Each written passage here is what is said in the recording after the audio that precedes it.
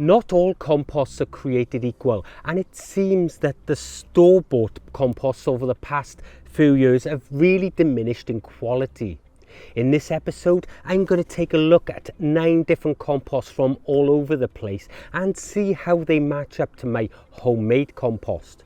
And later, I'm going to give you a free alternative that's nutrient dense and packed with life. I'm Tony O'Neill and this is Simplified Gardening. As gardeners, we all need compost, whether that's for a seed starting mix, whether it's to improve soil or put in our pots and baskets. Compost is ubiquitous in a garden and there's no getting away from it. But it seems that over the last few years, things have been going downhill. So what we're going to do is take a look at these 9 bags of compost and we're going to pull them out and we're going to look at them.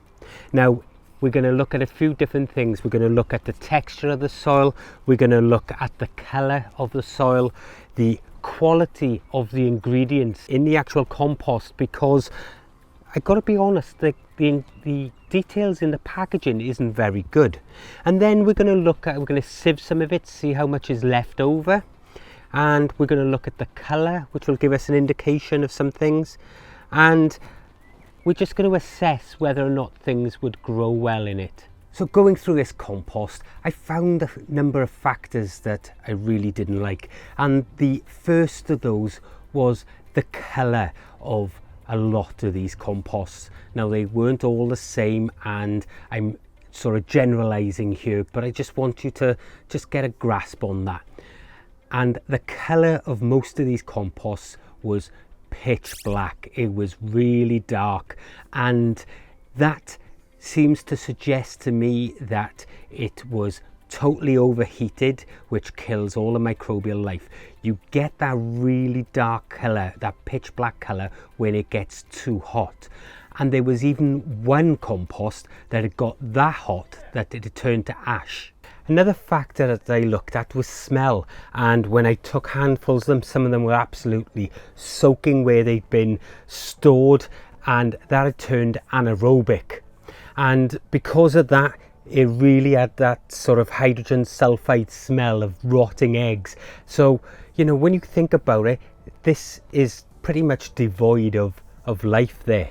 And a third thing that I wanted to look at was its consistency, how well the sort of ingredients were blended. And what we found when we sieved out a lot of these, it was either full of pieces of rotting wood that hadn't rotten down, or it was full of fibres that wouldn't even go through the actual sieve itself. So when you think about this, if you wanted to use that as a potting mix, well, you're going to be wasting over probably a huge proportion of the bag. It's not what you're actually paying for. You're paying for a broken down product. Another thing is we tested just how hydrated it was. Like I said, some of them were absolutely saturated, and a lot of them, well, they wouldn't form a clump, and if they did form a clump, it didn't break apart when you tried to break them down. So the moisture content in them was dreadful.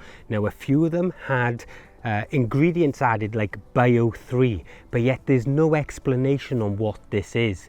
A couple of them had things like water gel crystals added. Well, those tended to be the ones that were way over wet. So, you know, when you take all of these things into consideration, are you really getting a quality product? Now, in comparison, this is what's left over of my last batch of compost that I took out, and I've got another 4 batches cooking at the moment. But when I dug this out only a couple of months ago, it's been here. As you can see, it's nice, light and friable. You can really form that ball, even though it's just been saturated covered over. It's still got a perfect moisture content. There's hardly anything that was left in the sieve after sifting it. And you know, for home compost, that's quite rare. But like I said, the great thing is this was left to mature. Now I can make compost in as little as 4 weeks, but I'm not in that much of a rush. I put compost on my garden twice a year, once in the autumn and once in the early spring. And I do that for 2 reasons. But consider this. My compost can sit there maturing, breaking down, to this final consistency like this. It's absolutely beautiful stuff. And I've now got another 4 ton possibly cooking over there. What I will say about all of the bag composts, there was no life in it guaranteed. It had all been way overheated and it would have killed any microbial activity. Now, microbiology is really important in your garden, and it's what helps to create the structure in your soil. It builds the soil nutrient density over time. It stops compaction, it stops erosion, it does all sorts of things, and you get to grow some really nutrient dense food that you and your family can enjoy and not have to worry about it. But one thing I can guarantee you is every single bag there has absolutely no life in it. It's either completely drowned out because most of them are anaerobic, or it's been way overheated and and it's just killed everything that would have been in there.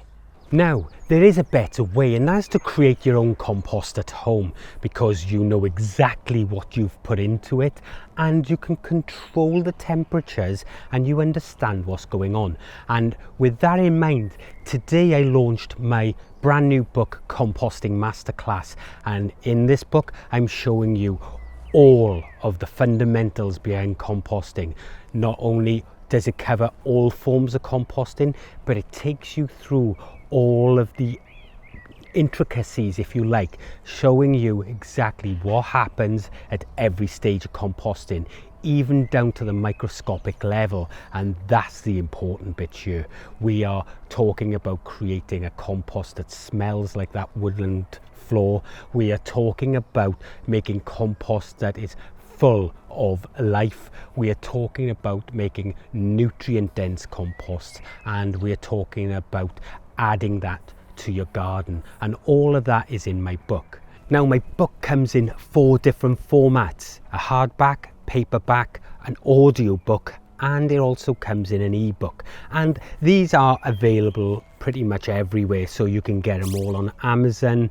In the links will be in the description below. You should be able to go into any bookstore and ask them to order it. I'll ensure the ISBN numbers and everything that you require are there so that you can do that. You will be able to get them on all audio and ebook platforms as well. If you find that you're having a problem, let me know, because it should be available everywhere and in all countries. There may be a slight delay on all of the formats appearing where your location is, but they are all en route to being live today. So this is how it is. We're all conscious of our environment and we want to recycle things, but rather than putting out your green waste from your garden into the recycling centres, taking it there using diesel, or allowing the trucks from the council to pick it up and taking it to these places using diesel, and then them using diesel in which to shred it all, and then using diesel to turn it with these big machines that they have, then using diesel to create packaging, and then putting it into warehouses and back into stores for you to use diesel and go to that store. Well, you can cut all of that out. You can stop that CO2 entering the atmosphere by taking the waste from your garden, placing it into a compost bay, and then pulling it out as a live, nutrient dense compost that you can use in your garden. As I said, my book Composting Masterclass is available today. It's not on pre-order, so you can just go and buy it straight away and have it delivered to you at home.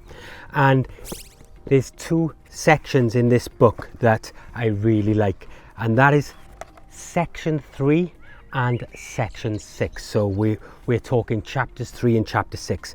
Chapter 3 is all about the microbiology, the life that happens underneath your feet and in compost piles, and how those affect the compost pile. And then in chapter 6 we go completely through the entire process, from making compost right the way through to understanding how the heat works within the compost. So this is my book Composting Masterclass.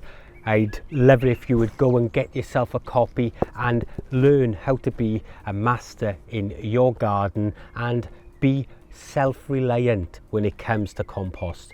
That way you know exactly what is in it and how long you can have it, or whether or not you can get it, because the last couple of years, if nothing else, have shown that sometimes you weren't even able to get store-bought compost.